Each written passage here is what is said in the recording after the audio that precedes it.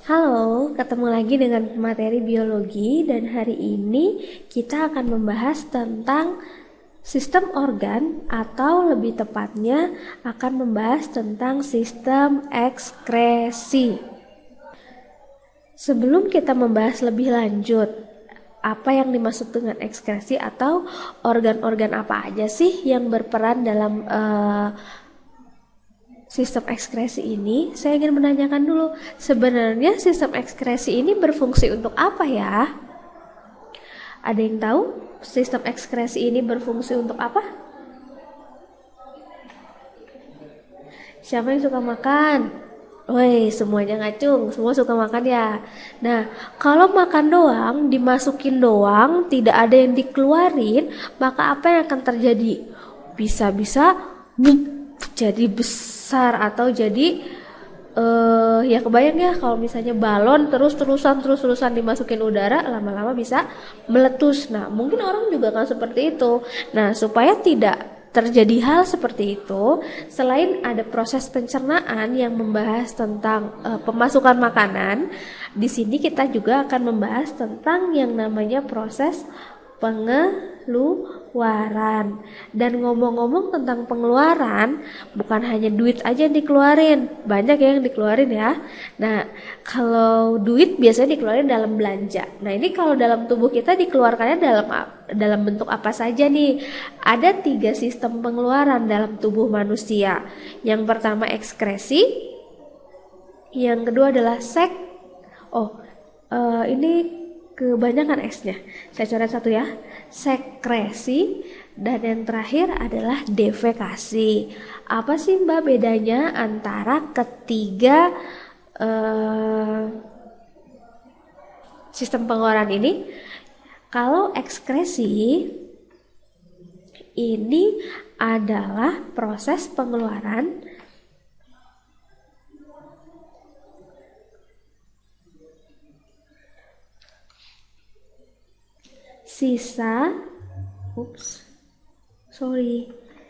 pengeluaran sisa hasil metabolisme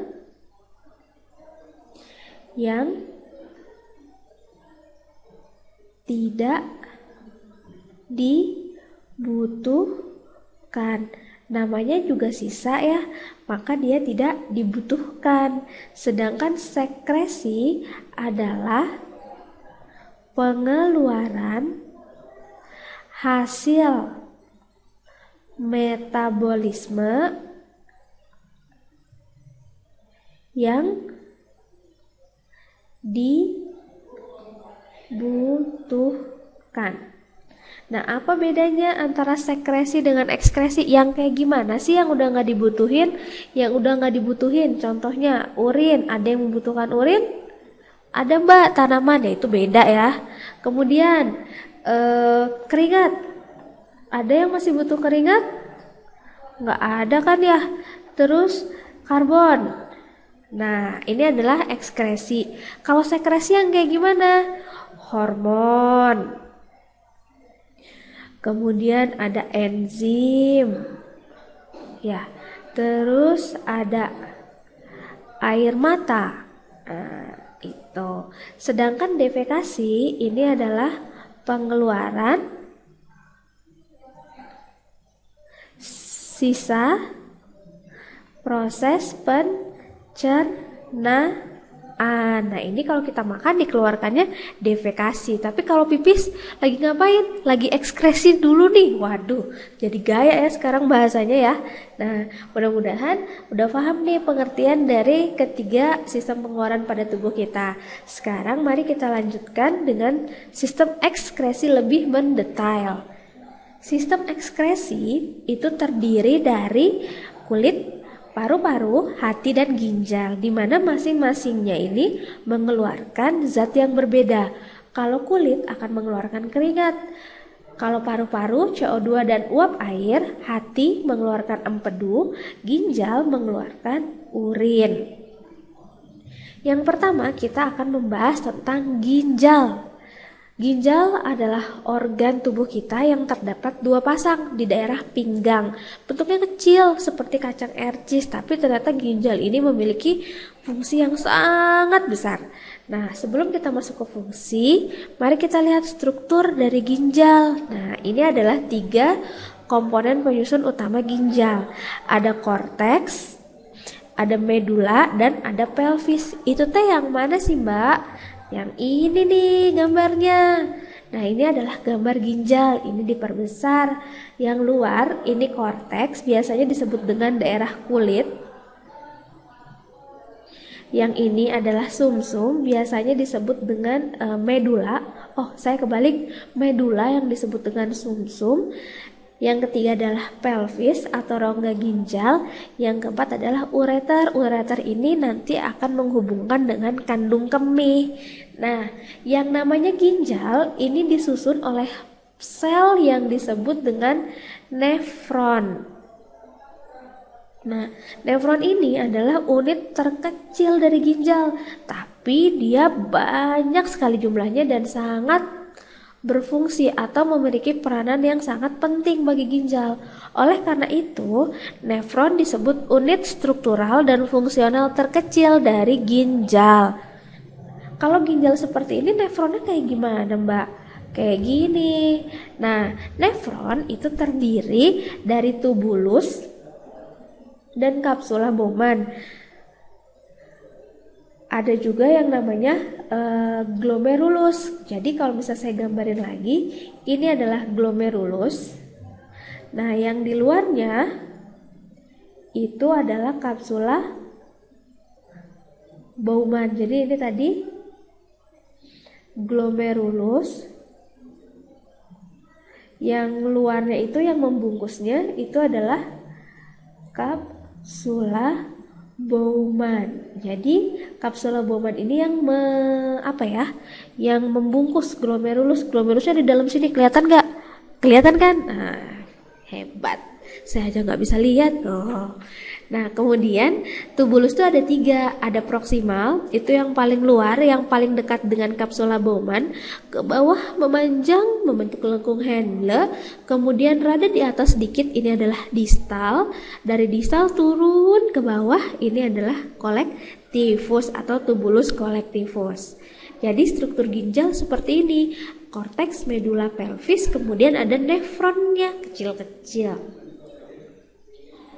Selanjutnya, kita beralih ke fungsi ginjal. Fungsi ginjal itu ada yang pertama, mengeluarkan zat yang tidak dibutuhkan dan berbahaya bagi tubuh.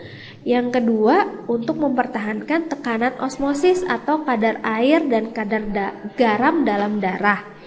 Yang ketiga, menyeimbangkan keasaman tubuh. Nah, proses pembentukan urin sendiri yang pertama terjadi proses filtrasi yang terjadi di glomerulus, hasilnya urin primer.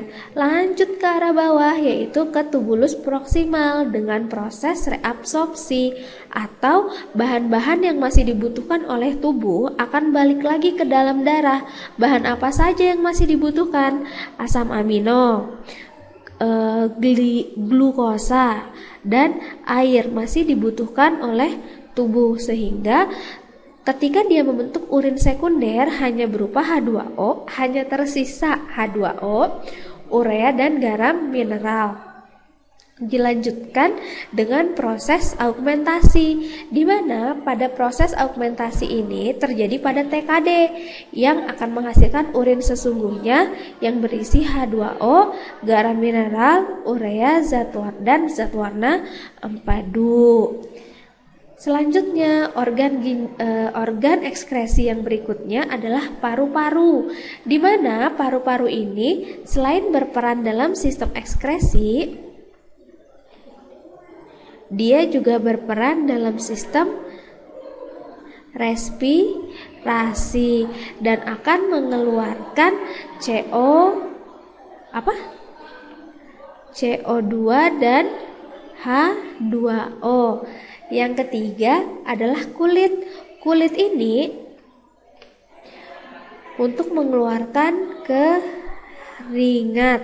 Nah, Kulit itu terdiri dari epidermis dan juga ada dermis, di mana selain berfungsi untuk mengeluarkan keringat, yang namanya kulit juga berfungsi untuk menjaga suhu tubuh. Kalau saya sedikit gambarkan nih tentang struktur kulit, epidermis, dermis. Nah, di bawahnya ini ada hipodermis, tapi jarang disebutkan.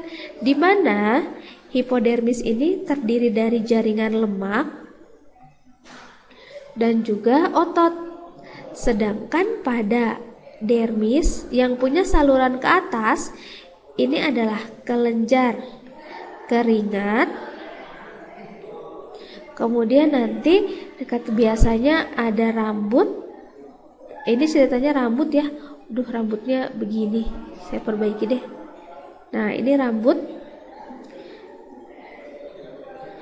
Nah, ini adalah folikel rambut, dan biasanya menempel di folikel rambut itu ada suatu kelenjar namanya kelenjar minyak.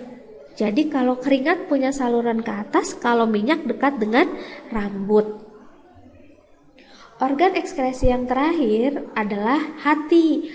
Hati ini berfungsi untuk menyimpan gula, menetralkan racun, mengubah provitamin A menjadi vitamin A, merombak eritrosit, dan merombak eritrosit.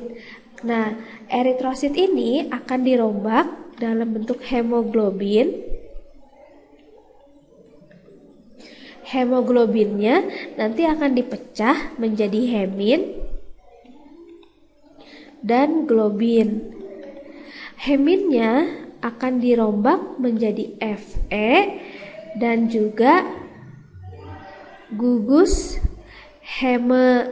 Gugus hemenya ini nanti akan dirubah menjadi zat warna empedu yang berisi urobilin,